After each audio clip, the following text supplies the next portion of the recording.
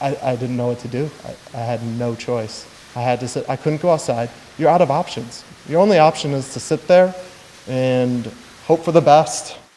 On November 8th, Naperville resident Jonathan Myers was working for the company Go Abroad in the city of Tacloban in the Philippines.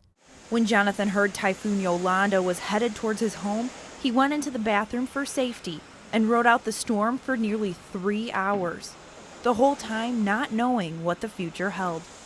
I guess I was prepared to not let go, but let things happen. Myers thankfully survived that storm, but that didn't mean that his problems were over.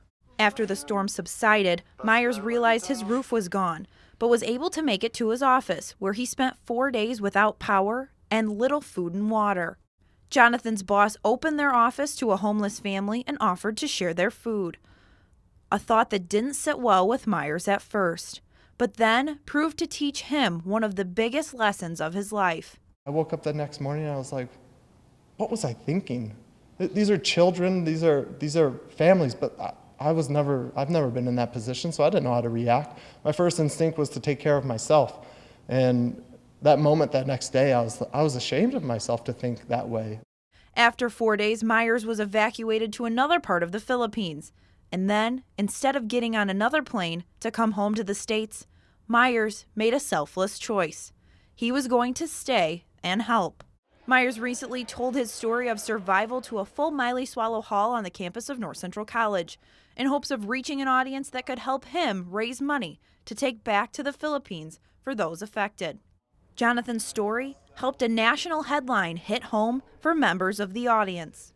Hearing his stories and the way he talked about sitting in the bathroom and with his knees scrunched up and like pretty much praying that and being ready to die, I mean, that adds a whole different element. He lived through it, was able to get out, and the first thing he did was decide to go back and help the 80 people that worked with him and to care for them. The rebuilding process will take much more than just constructing the buildings that were lost. Instead, they must improve the quality of those buildings to prevent this kind of tragedy from happening again. But even that won't be easy.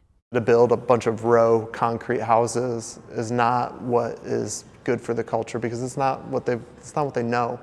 But if we can somehow mold a Typhoon somewhat sound structure and still utilize some of the native products and the styling, that's the long-term solution. Hoping to help his neighbors, rebuilding one safe home at a time.